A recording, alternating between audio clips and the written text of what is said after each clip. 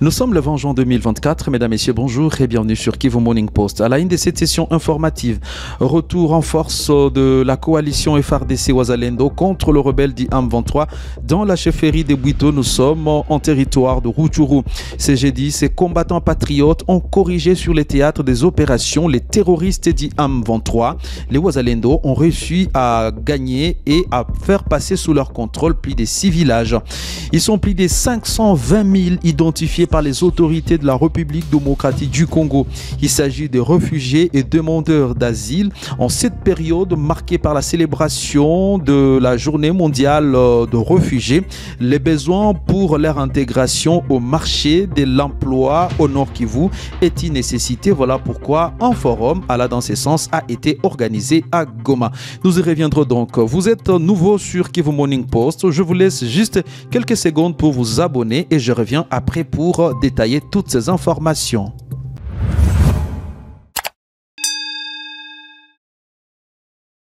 Débutons cette édition par Rutshuru où plus de 6 villages et la chefferie des Bwito dans différents groupements sont de nouveau passés sous contrôle des jeunes Wazalendo de l'autodéfense lourdement armés depuis ce jeudi 20 juin 2024. D'après un habitant de Bambo Centre, il s'agit des Bambo, Boutare, Kabizo, Kagando, Kirumba Bambo, des villages qui étaient jadis sous contrôle des terroristes du M23 et leur allié le Rwanda. Selon cet habitant qui n'a pas voulu donner son nom, la présence de ces jeunes patriotes dans ces entités est un ouf de soulagement pour les habitants qui vivaient un calvaire depuis l'apparition des rebelles du M23 dans cette partie du territoire de Rutshuru. Suivez son témoignage. Depuis 12 heures, ndio tuko nabo bameingia sasa hivi. Butare balikamata, Kabizo balikamata, banaingia hapa sasa hivi, bako Kagando na bako Kirumba ya Bambo. Sasa hivi tuko mikono yabo na maeneo zote zenye ziko karibu ya pale ni yabo apare kwa antenne. Et ce succès de Wazalendo est observé sur terrain pendant que dans cette soirée, le président rwandais sera reçu par Emmanuel Macron. Ensemble, ils passeront en revue la situation sécuritaire dans la région des Grands Lacs avec une vue sur la situation dans la province du Nord Kivu. Et donc, on en parlera. Nous sommes dans notre édition de vendredi. Et comme on a parlé de cette rencontre entre le président rwandais Paul Kagame et Emmanuel Macron de la France, parle également de la femme, rôle de la femme dans la recherche de la paix à travers la sous-région de Grand Lac. C'est le thème d'une table ronde organisée au chef-lieu du Nord Kivu et qui réunit les acteurs de la société civile et les combattants Wazalendo dans le but de mettre un terme aux violences contre les femmes en cette période marquée par l'instabilité sécuritaire due à la rébellion du M23. Reportage. Acteurs des premières lignes dans la lutte contre l'occupation de la RDC par le Rwanda, les responsables de certaines unités des volontaires pour la défense de la patrie sont à l'école du savoir depuis mercredi à Goma. Aux côtés d'autres acteurs clés, ces combattants sont associés à une table ronde sur la paix, les droits humains et les droits internationaux humanitaires. Pour la responsable d'ICAFOD, l'une des structures co-organisatrices de cette activité, ces assises sont une opportunité pour les participants de réfléchir sur des stratégies types en vue de contribuer à la réduction de la récurrence des violences dans les zones opérationnelles. Isabelle Pendeza. Nous avons organisé une table ronde aujourd'hui dans la ville de Goma qui a réuni différents participants, entre autres les VDP, la société civile, beaucoup plus la composante femme, mais aussi la COCAFEMGL, qui est une concertation des collectifs des associations féminines dans la région dans la sous-région en fait. Et c'était dans l'objectif de briefer les participants sur la protection et la prévention de violences sexuelles faites à la femme en période de guerre, mais aussi parler sur la gouvernance sécuritaire, mais aussi sur la participation citoyenne dans la recherche de la paix et de la sécurité. Et comme vous le savez, c'est une activité qui a été réalisée par 2 structures, dont CAFED ainsi que FEPA. Et c'est la raison pour laquelle d'ailleurs nous avons jugé bon, que c'était important pendant cette période où il y a plusieurs femmes qui sont déplacées et qui se plaignaient par rapport à plusieurs choses qui étaient faites à leur égard, mais aussi il y avait cette crise qui a gangréné, je dirais, la population civile ainsi que le militaire. C'était dans le cadre de faire, comment je dirais, de faire participer la femme pas comme une victime, mais comme une actrice de paix et de changement. Le commissaire supérieur Mokili Mungwakonkwa, l'un des facilitateurs, aimait lever de voir ces assises contribuer à une mise en place d'une structure de coordination des actions de Wazalendo, spécialement en cette période marquée par l'instabilité dans la partie est de la République démocratique du Congo. Acteur wanaweza kuwa efficace kama kitumika en solo au kitumika yeye mmoja. Il faut toujours qu'il y ait une certaine coordination. Mais une action en coordination haitakuwa na nguvu zake zote kama batu habana connaissance moya yenye iko partager. Na connaissance yenye tutapartager ni civisme yenye iko basé sur sécurité. Ndio banaita civisme c'est sécuritaire. Le civisme est basé à la sécurité. Il est outil tout à utiliser. Notons que ces travaux se tiennent à l'hôtel La Joie Plaza à Goma et vont se clôturer ce jeudi. Parlons de la journée mondiale de réfugiés. La Commission nationale pour le réfugié CNR et les Hauts Commissariats des Nations Unies pour le réfugié ACER ont organisé ce jeudi 20 juin 2024 un forum sur l'accès à l'emploi des réfugiés en République démocratique du Congo. Une rencontre qui s'est tenue sous le haut patronage du gouverneur de Provence du Nord Kivu.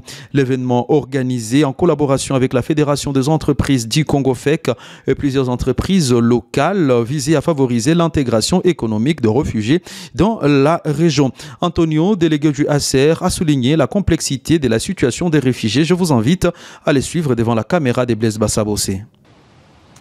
On essaie de travailler avec les acteurs économiques qu'on a réunis aujourd'hui pour favoriser, pour plaidoyer en faveur de l'intégration des réfugiés. C'est une question difficile, on n'a pas de solution toute faite. On est obligé de travailler avec les acteurs qui sont ici présents et ça dépend aussi beaucoup de la société civile, des acteurs économiques qui, eux, peuvent proposer des solutions. Poursuivant, une dizaine de militants de la Lucha étaient dans le rue ce jeudi pour exiger des autorités congolaises la libération de leurs membres Mwami Ndungo, mais aussi demander aux autorités d'appuyer sur l'accélérateur pour permettre à 69 membres de la secte messianique Wazalendo de quitter la prison centrale de Monzenze. Parti de l'entrée président, le manifestant arborant les affiches et Calico ont opté pour cette voie pour appeler aux autorités la nécessité d'accorder la liberté provisoire à Mwami Ndungo ayant passé plus de 2 ans en détention. Suivez l'un de manifestants. Aujourd'hui, nous, le mouvement citoyen La Lucha, nous sommes ici pour continuer à exiger la libération de notre camarade King, mais aussi les 63 personnes, les victimes de carnage qui a été commis ici à Goma de Wazalendo. Ce n'est pas normal que dans un pays qui se respecte, qu'on continue à tuer les gens, qu'on continue à mettre à mal la justice, qu'on continue à mettre à mal la liberté d'expression. C'est comme ça que nous sommes en train de demander la libération de notre camarade. La semaine passée, nous avons eu un entretien avec le représentant du gouverneur et nous a demandé de repasser encore ici aujourd'hui jeudi. Donc nous sommes ici pour être récits, pour savoir la suite par rapport à ce qu'il nous a donné comme rendez-vous. Ce que nous faisons, c'est juste pour rappel en tant que des citoyens. C'est normal que lorsque quelqu'un fait plus de 2 ans, ce n'est pas normal, un étudiant, lorsqu'il y a des gens qui ont des parents, des gens qui ont même subi des deuils ici, vous savez comment est-ce qu'on avait tué beaucoup de gens et que tous ces gens restent toujours dans la prison. Et nous pensons que si le gouvernement avait déjà cette bonne volonté de le libérer, il devrait déjà le faire. Malheureusement, on continue toujours à parler et nous sommes toujours ouverts au niveau national qu'au niveau local pour que nos amis et tous ces citoyens puissent être libérés. Et nous pensons que les autorités vont comprendre nos desiderata et ils vont libérer toutes ces personnes qui sont arrêtées. Pendant 7 ans, d'autres compatriotes dont leurs membres sont incarcérés dans la prison centrale de Goma en ont profité pour rappeler aux autorités qui appliquent des 69 fidèles de la secte messianique Wazalendo qui croupissent encore dans la prison de Goma. Suivez cet homme. Tembea kwa kuwa kuna watu ambao wanafungwa bila hatia na tuko natembea ili waweze kuachwa huru. Tuna mharakati Mwamiso Ndungo amefungwa siku mingi, alikuwa ni mwanafunzi. Isitoshe waliwafunga hata wazalendo wa ndugu wa Mesiani, hao wote tunaomba wafunguliwe. Il informe au quotidien des milliers de déplacés ayant fui la guerre du M23 et qui vivent dans les camps autour des Goma.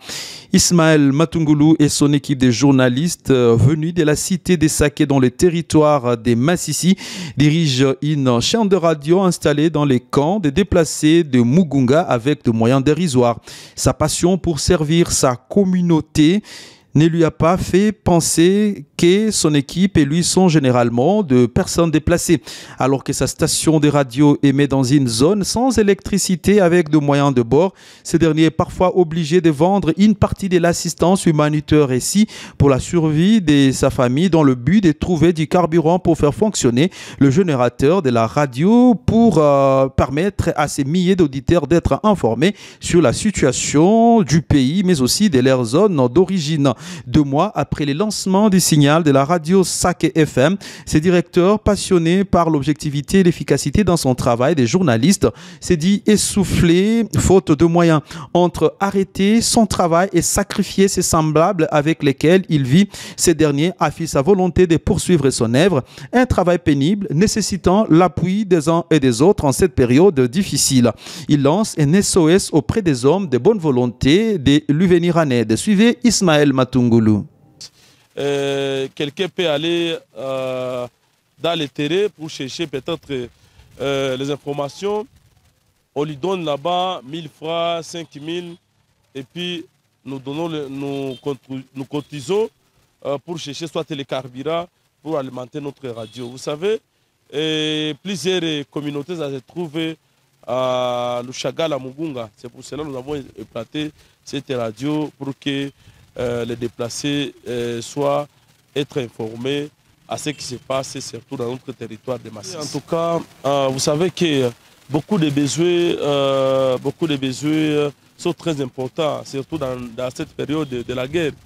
Et nous, les journalistes déplacés depuis Mugunga, nous demandons surtout à tous les corps professionnels qui interviennent dans les médias, quel que soit INPC, quel que soit Coracon, Bénévolencia, de nous venir même avec quelques peu de moyens pour fonctionner la radio Saké FM dans les camps de déplacés de Mugunga. Mesdames, Messieurs, c'est sur cette information sur la radio Saké FM émettant depuis les camps de déplacés de Mugunga que s'achève cette session informative sur Kivu Morning Post. Mesdames, Messieurs, merci de l'avoir suivi. Avec plaisir, je vous retrouve demain, vendredi, pour une nouvelle session.